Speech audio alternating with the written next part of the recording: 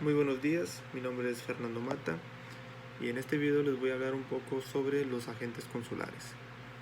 Voy a mencionar puntos importantes, por ejemplo, qué son los agentes consulares, cuáles son sus funciones, cuántos tipos de agentes consulares hay, además de su definición, y sobre las facilidades, los privilegios y las inmunidades que poseen cada uno de ellos.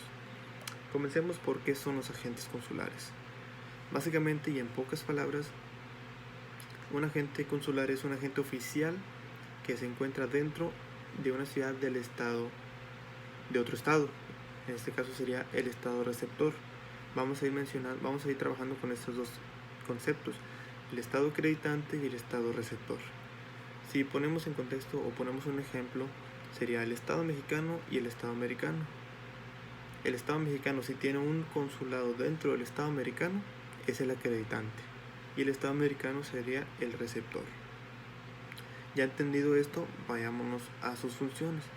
¿Cuáles son las principales funciones que tiene el consulado dentro de otro estado?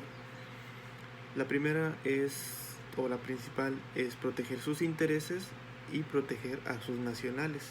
En este caso sería proteger a los mexicanos que se encuentran viviendo dentro del estado americano. Por ejemplo, proteger sus derechos, proteger los intereses de los mismos nacionales, entre otros. Otra función es informar al estado acreditante sobre lo que ocurre dentro del estado receptor.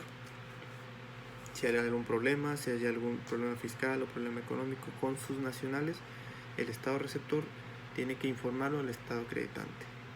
Tiene además funciones administrativas, colaboran con tribunales, entre otras cosas. Además de, también tiene la función de navegación marítima y del comercio. Hay dos tipos de cónsules. ¿Cuáles son estos? Son cónsules de carrera y cónsules honorarios. Vamos a ir a hablar un poquito de cada uno de ellos. Primero que nada, los cónsules de carrera son funcionarios que el Estado asigna directamente al Estado receptor. Y una característica importante es que los trabajadores de ese cónsul son de nacionalidad, en este caso sería nacionalidad mexicana. También tenemos los cónsules honorarios. Estos pueden ser súbditos del Estado, que también el Estado puede asignar directamente. Y una característica es que no pueden ser, o más bien no es necesario que sus trabajadores sean de nacionalidad, también pueden ser trabajadores extranjeros. Una función principal de estos cónsules honorarios es ejercer el comercio. Ahora vamos a hablar un poco sobre las facilidades, privilegios e inmunidades de cada uno. Comencemos con los de carrera. Una facilidad puede ser el buen trato a su persona y tener libertad. Los trabajadores dentro del Estado americano pueden tener o deben tener un buen trato hacia su persona, además de que ellos pueden tener comunicación directa con el jefe del cónsul en el Estado receptor. Privilegios que tienen: está la exención legal de algunos impuestos y la exención de permiso de trabajo. ¿Qué quiere decir exención? Quiere decir que están exentos de alguna responsabilidad o de alguna culpa que se presente en contra de ellos. Y por último tenemos inmunidades. La más importante puede ser inviolabilidad personal, salvo que se cometa algún crimen grave. Eso que inviolabilidad significa que está libre de representar alguna o de tener alguna responsabilidad o culpa sobre un caso. Como lo mencioné anteriormente, salvo que sea algún crimen grave, ahí sí no ejerce esta inmunidad. Después tenemos lo mismo, las facilidades, privilegios e inmunidades de los cónsules honorarios. Una facilidad puede ser facilitar la comunicación y prestar ayudas necesarias a los nacionales que viven dentro del estado receptor. Los privilegios que poseen estos mismos son libertad de tránsito y circulación dentro del territorio, dentro del estado receptor. Además de que después de un cierto tiempo pueden adquirir alguna residencia para moverse libremente dentro del territorio.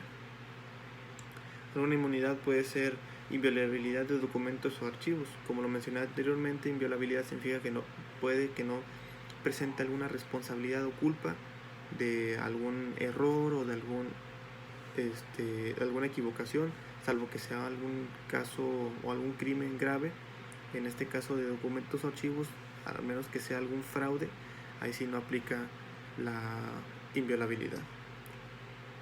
Bueno, esto es todo lo que tengo de este tema. Les voy a mencionar algún ejemplo sobre algún caso que pasó del consulado mexicano dentro de Estados Unidos. Un ejemplo muy claro que la gente se acordará es lo que pasó con Donald Trump. En el momento que él tomó la presidencia del país de Estados Unidos,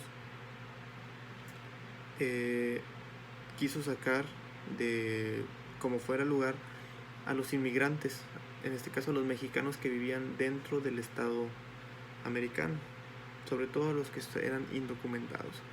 Entonces aquí el trabajo del consulado mexicano fue proteger sus derechos de los nacionales, proteger su bienestar, proteger su salud, en general protegerlos a ellos.